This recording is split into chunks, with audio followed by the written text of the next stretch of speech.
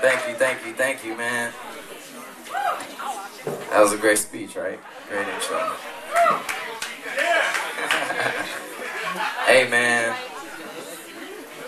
I don't know what else to say, but like, you know, most of you, I know all of you in the audience, I appreciate you showing love. You guys been showing love, continuous love. You all know that I work my ass off, you know, coming from Detroit, man. And, you know, 3 years ago when I came to Def Jam, you know, it wasn't looking too good, man. You know, it was, I had a lot to learn. You know, I had a mixtape out. I thought I was the hottest shit. Like, I got my first mixtape out, you know. Got my deal, Island Def Jam. And it was more than a dream come true. I remember when I was in the, not to go too off subject, but when I was in the 5th grade and the teacher was asking, yo, and this is some real shit too. When the teacher was asking, what do you want to be? And people were saying lawyers, doctors, this and that. And I was like, man, I want to be a rapper. Signing Def Jam. And I swear I said signing Def Jam, right? So, no. But then she looked at me and was like, oh, no. But it's crazy because the same teacher wants me to come back and speak at the school. And I'm not saying that to brag in any way. I'm just saying because, man, I'm a believer always following your heart, doing what you love to do. You know, if you fail at it, at least you fail something you love to do. And I don't want to be 50, 60 years old wishing I would have, could have, should have did something, man. And I'm glad I followed my heart.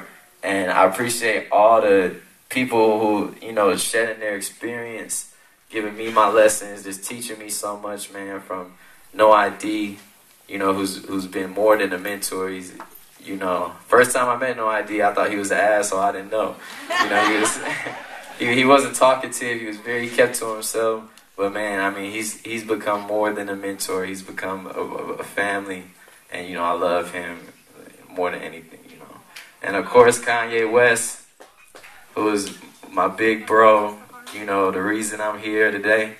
And I don't know where he's at. He's somewhere up in here, though, right? He needs to. His ass better be up in here somewhere. You know, yeah, fashionably like. Goddamn. No, but I want to thank, you know, of course, the whole Good Music fam, my man, my great management, KWL, Kevin Lyles, JoJo, The Road. You guys, man, are really just a great family. We're progressing, and, you know, I'm a hard worker. You guys are hard workers, so it's just a pleasure, man. It's an honor to be here with you.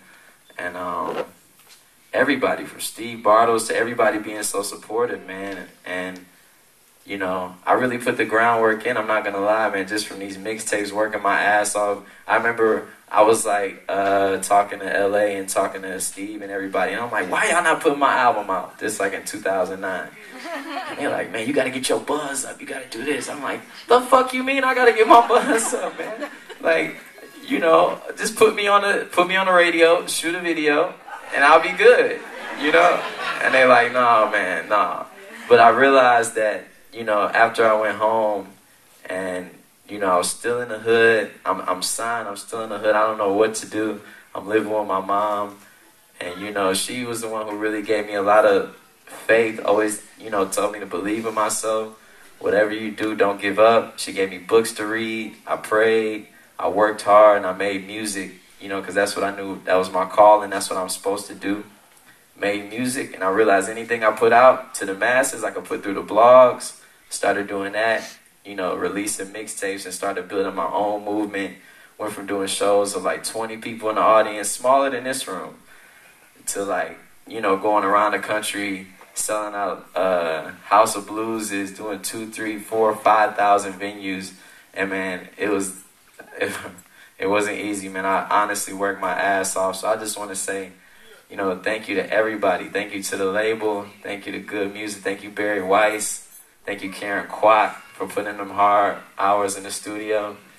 You know, thank you, everybody, man. Like, it means more than the world. So thank you. I'm humbled to be here.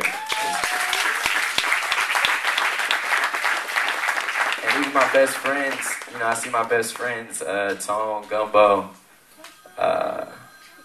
everybody just, you know, I don't have to name the names, but I know you guys remember we used to ride to school listening to Kanye, listening to Wayne, listening to Jay. So, you know, it's kind of emotional.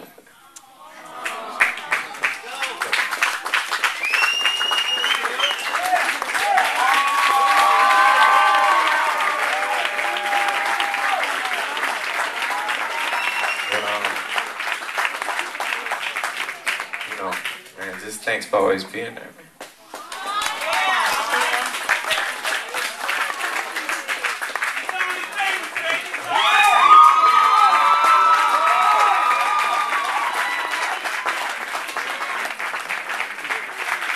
So look, I got this album to play you guys, man. You know, I'm proud of it. Yeah, you know, I'm not no bitch or nothing, man. This is a real moment. You know, I was on Hot 97 Summer Jam the other day. Well, I worked for that. Believe that. So, you know, if I forget, you know, if I didn't say your name, of course, you know, I love you. You know, I'm just taken back a little bit. But, so let's go into this album now. Finally Famous, the album. You know, it tells a story. You hear my story from the intro to the beginning. If you haven't heard Finally Famous Volume 3, which was the last mixtape I put out, it leaves off directly from there. One of my favorite songs. And it just tells the story of a kid who really followed his heart, did what he wanted to do, and it started paying off. So let's go do it.